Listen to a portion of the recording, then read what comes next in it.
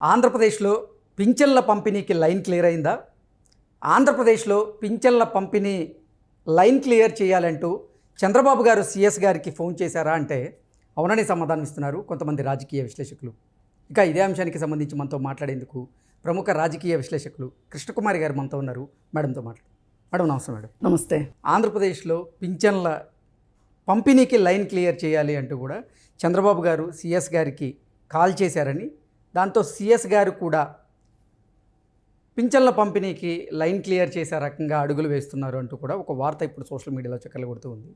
ఏంటి మేడం, నిజంగా చంద్రబాబు గారు సీఎస్ గారికి కాల్ చేశారా అంటే ఏం చెప్తారు? చేసి ఉండొచ్చు, ఎందుకంటే ఇప్పుడు ఎలక్షన్ టైం కదా, ఎత్తులు పై ఎత్తులు నడుస్తూ ఉంటాయి.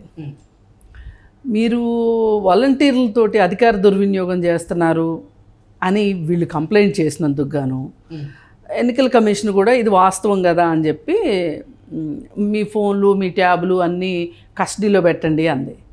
ఇది ఆ ఆర్డర్ వచ్చిందో లేదో ఒక్కొక్క మంత్రి మొదలెట్టి, ఆయన ఉంటాడు కదా పేరుని నాని, చూసారా పేద ప్రజలుకి మేము పట్టాడు అన్నం పెడుతుంటే ఓర్చుకోలేకపోతున్నది తెలుగుదేశం వాళ్ళ కళ్ళల్లో నిప్పులు పోసుకుంటున్నారు.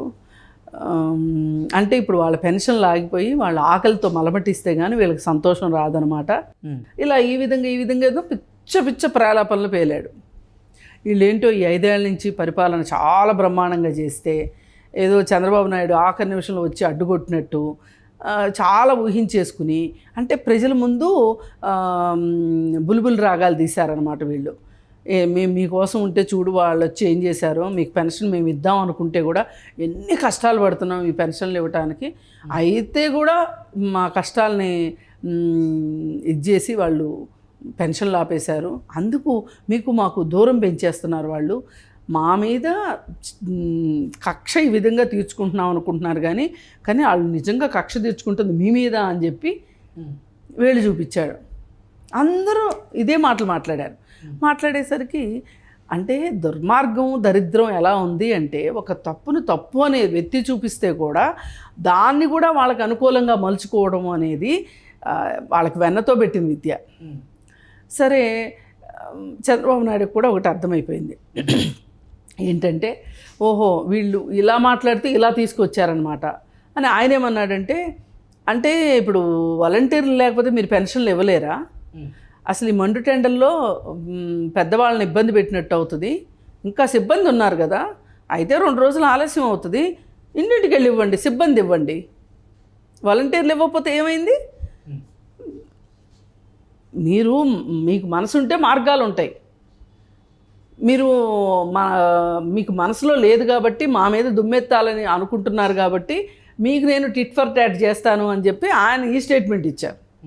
ఏంటి, వెళ్ళండి ఇంటింటికి తిరగండి, ఉన్నారుగా సచివాలయ సిబ్బంది, జీతాలు తీసుకున్న వాళ్ళు అందరూ ఉన్నారు కదా, ఇవ్వండి పెన్షన్లు అని చెప్పి ఆయన చెప్పడం జరిగింది. ఇప్పుడు వీళ్ళకి వైసీపీ వాళ్ళకి గొంతులో పచ్చి వెలక్కాయ పడింది. ఇప్పుడు ఇంకేమంటారు, ఇప్పుడు ఏమంటానికి లేదు కదా, అంటే వీళ్ళు కావాలని పెన్షన్లు ఆపేసేసి ఇదంతా తెలుగుదేశం మీద ఒక వ్యతిరేక వాతావరణం తీసుకొద్దామని ప్లాన్ వేశారు వాళ్ళు. ప్లాన్ వేస్తే దాన్ని ఈయన చిత్తు చేసేసి, అదే మరి వ్యూహాలు ప్రతి వ్యూహాలు అంటే వచ్చిన ప్రతిదాన్ని వాడేసుకుందాము అని చూశారు వైసీపీ వాళ్ళు. ఈ నెల అనేసరికి కరెక్ట్గా బ్యాలెన్స్ అయింది. అంటే దీన్ని బట్టి ఏంటంటే, మీరు నిజంగా పేద ప్రజలకి చేసేవాళ్ళు అయి ఉంటే, పరిపాలన అన్ని రకాలుగా చేసి ఉన్నట్లయితే అసలు మీకు అసలు వాలంటీర్లు ఎందుకు? మీరు మీ డప్పు కొట్టించుకోవడానికే వాలంటీర్లు పెట్టుకున్నారు, అసలు వాళ్ళ మూడేంటి తెలుసుకుంటానికే వాలంటీర్లు పెట్టారు. అంటే ఒక రకంగా మీరు చేసింది ఏంటి అంటే, గెలిచిన దగ్గర నుంచి రాబోయే ఎన్నికలని దృష్టిలో పెట్టుకొని ఎన్నికల వ్యూహాన్ని రచించారు మీరు. అది ఎవరితోటి? ప్రజల డబ్బులతోటి, ఖజానాతోటి.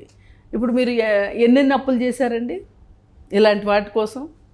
ఇప్పుడు ఇక్కడ పెన్షన్లకు ఎవరూ వ్యతిరేకం కాదు, పెన్షన్లు ఇవ్వండి, మేనిఫెస్టోలో పెట్టారు కాబట్టి పెన్షన్లు ఇవ్వండి. అయితే అది ఇచ్చేది మీకు సంబంధించిన మనుషుల ద్వారా ఇచ్చుకోవటం వల్ల ఏం జరుగుతుంది, ఇదేదో వైసీపీ పార్టీ కార్యక్రమంలాగా తయారైంది. అంటే సొమ్ము ఒకటిది సోకొకటిది అంటారు కదా, ఆ విధంగా చేసుకుంటూ వచ్చారు. దాన్ని ఈ 5 ఏళ్ళు ఎన్నిసార్లు మాట్లాడినా ఎక్కడ దాకా వెళ్ళినా అసలు వీళ్ళ ఈ వాలంటీర్ వ్యవస్థే కరెక్ట్ కాదు అని చెప్పినా కోర్టులు వినిపించుకోలేదు, అలాగే కేంద్ర ప్రభుత్వం వినిపించుకోలేదు. ఇది ఒక అదనపు భారం అవుతుంది ఖజానా మీద అని చెప్పినా అర్థం చేసుకోలేదు. పైగా చదువుకున్న పిల్లలతోటి మీరు రేషన్ ఇప్పించడం ఏంటి, ఇవన్నీ ఏం అవసరం, వీళ్ళు వెళ్ళి రేషన్ తెచ్చుకోలేరు. అంటే వాలంటీర్లు పింఛన్లు పంపిణీ చేసినా పర్లేదు, కానీ పింఛన్ల మాటున వాళ్ళు ప్రచారానికి పాల్పడుతున్నారు అంటూ కూడా కొన్ని ఆరోపణలు వచ్చినాయి. దాన్ని ఆపలేము. వాళ్ళని పెట్టిందే. పైగా మీకు గుర్తుంటే విజయసాయి రెడ్డి వాలంటీర్ల ఫలితాలు వచ్చిన రోజున ఏం మాట్లాడాడు, ఇలాంటివన్నీ పదే ప్రజలకు అర్థమయ్యేటట్లు మాట్లాడాలి. ప్రజలు మర్చిపోతుంటారు, గుర్తు చేయాలి ప్రజలకి. ఇది మన బాధ్యత. ఏంటంటే అంతా మనోళ్లే. అంటే వైసీపీ పార్టీ రిజర్వేషన్ ఇచ్చుకున్నారు అక్కడ. వైసీపీ పార్టీ రిజర్వేషన్ ఇచ్చే హక్కు ఎవడిచ్చాడు మీకు? అంటే మీ పార్టీ కార్యకర్తల పిల్లలో లేకపోతే కార్యకర్తలో మీ జెండా మోసే వాళ్ళకి మీరు చెయ్యాలి అనుకుంటే ఇంకో రకంగా చేసుకోండి. మీరు ఎవరు కాదనరు. మీరు ప్రభుత్వం డబ్బు ఎట్లా ఖర్చు పెట్టిస్తారు? అంతా మనోళ్లే అనింది ఎందుకు? ఆ రోజు విజయసాయి రెడ్డి పేపర్ లీక్ చేసింది ఎందుకు? ఇప్పుడు పేపర్ లీక్ చేస్తే ఫస్ట్లో సెకండ్లో వచ్చిన వాళ్ళని ఆ లేపాటి తెలివైన వాళ్ళు తెలుసు కదా, వాళ్ళందరినీ ఆ రోజు అపాయింట్ చేసుకుంది ఎందుకు? అది అభ్యంతరం అక్కడ. కానీ వీళ్ళు ఏం చేస్తున్నారు, దాన్ని మసిబూసి మారేడికాయ చేసి అసలు వీళ్ళు పెన్షన్లకే వ్యతిరేకం, వీళ్ళు పేదోళ్ళకే వ్యతిరేకం, ఇది డబ్బులున్న పార్టీ, నేను నా పేదల కోసం నేను ఉంటాను అంటే నన్ను ఉండనివ్వట్లేదు, నన్ను పనిచేయనివ్వట్లేదు అని చెప్పి మాట్లాడడం. అంటే దీన్ని చాలా మోటుగా ఉంటుంది, కానీ మాట్లాడుకోవాలంటే బాగోదు. కానీ నువ్వు ఎదవ్వి అంటే కాదు, నువ్వే వెదవ్వి అన్నట్లు. అంటే కప్పిపెట్టుకొని, మన తప్పు కప్పిపెట్టుకొని మనను ఒకటి తిడితే మనం 5 తిట్టామనుకోండి, ఈ తిట్టింది నిజమైనప్పటికీ కూడా, వాస్తవమైనప్పటికీ కూడా ఈ 5 తిట్లు మాటన ఇది మరుగున పడిపోతుంది కదా. అలా చేసుకుంటూ వచ్చారు ఈ 5 ఏళ్ల పాటు. లేదు అంటే ఈ వాలంటీర్ వ్యవస్థని ఆట కట్టించటం పెద్ద కష్టమైన పని ఏం కాదు. కానీ ప్రభుత్వం దాని మీదనే ఆటలు ఆడాలని చూసింది. వాళ్ళని ప్రతి ఇంటికి వాళ్ళని పంపించి ఆ ఇళ్లలో ఏం జరుగుతుంది, వాళ్ళ మూడేంటి. ఇప్పుడు సర్వేలు చేస్తుంటారు కదండి ఎలక్షన్ టైంలో, ఏంటి ప్రజల నాడి తెలుసుకోవటానికి వీళ్ళు ప్రతిరోజు నాడి తెలుసుకున్నారండి. ఇది అత్యంత బాధాకరమైన విషయం. ఒకప్పుడు గుడి బడి ఉన్న చోట మద్యం షాప్ ఉండొద్దని ఎట్లా అనేవాళ్ళు, గెలిచిన సంవత్సరం తర్వాత సంవత్సరం మొదటి 4 సంవత్సరాలు ఎవ్వరు ప్రతిపక్షాలు కూడా ఎలక్షన్లు దృష్టిలో పెట్టుకుని మాట్లాడే కాదు, సమస్యల మీదే మాట్లాడేవాళ్ళు. వాళ్ళు వ్యూహాలు చేస్తుంటే వీళ్ళు ప్రతివ్యూహాలు చేయ, ఈ ప్రతివ్యూహాలకు వాళ్ళు ఇంకో ప్రతివ్యూహం చేయ, ఇదంతా కాలం మొత్తం ఇట్లాగే జరిగిపోయింది. ఇప్పుడు కూడా అదే పని చేద్దామని చూస్తే చంద్రబాబు నాయుడు ముందే మేల్కొని ఈ మాట అనటం, పెన్షన్ల మట్టుకు ఆపొద్దు, మీరు వాళ్ళ మీద నా పేరు చెప్పి వాళ్ళ మీద కక్ష తీర్చుకుంటాను అంటే గనక కుదరదు అని చెప్పి స్టేట్మెంట్ ఇవ్వటం. అయినా వాలంటీర్ల మీద అంటే చర్యలు తీసుకోవాలని ఈసీకి ఫిర్యాదు చేసింది అసలు సెంటర్ ఫర్ డెమోక్రసీ అని నిమ్మగడ్డ రమేష్ కుమార్ గారు చేశారు, కానీ అసలు ప్రతిపక్షాలకు కానీ విపక్షాలకు కానీ సంబంధం లేదు కదండి. కాదండి, వీళ్ళు ఏమనుకుంటారు, నిమ్మగడ్డ రమేష్ కుమార్ని శత్రువుగా చూశారు వీళ్ళు. నా శత్రువుకి శత్రువు మిత్రుడు. అందుకని ఏం చేశాడు, రమేష్ కుమార్ వెళ్ళి చంద్రబాబు పక్కనే కూర్చుంటాడు అని వాళ్ళు నమ్ముతున్నారు కాబట్టి అసలు ఈ సంస్థ పెట్టించిందే చంద్రబాబు నాయుడు.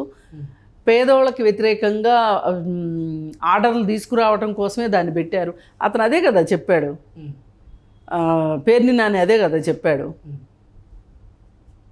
చెప్పి చూసారా నిమ్మగడ్డ రమేష్ కుమార్ చేత పెట్టించి మీ పెన్షన్లు ఆపేటట్లు చేశారు, అని చెప్పి అనేసారు, ఆ మాట కూడా అనేసారు కదా.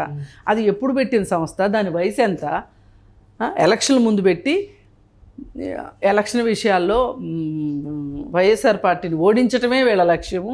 పేద ప్రజలకి న్యాయం చేసే మా పార్టీని ఓడించారు అంటే పేద ప్రజలను ఓడించినట్టే అని వీళ్ళు పేద ప్రజలు నా వాళ్ళు అనే వాళ్ళ ఖాతాలో వేసేసుకుని వాళ్ళ తరఫున మాట్లాడేశారు. అది అందుకోసం ఏంటంటే చంద్రబాబు నాయుడు ఈ మాట అనవలసి వచ్చింది. ఓకే, ఇప్పుడు వాళ్ళని మట్టుకు ఈ ఎండల్లో పెన్షన్లు ఆపొద్దు, ఇవ్వండి అని చెప్పి ఆయన మాటగా ఆయన చెప్పాడు. Okay, okay madam, thank you. Thank you.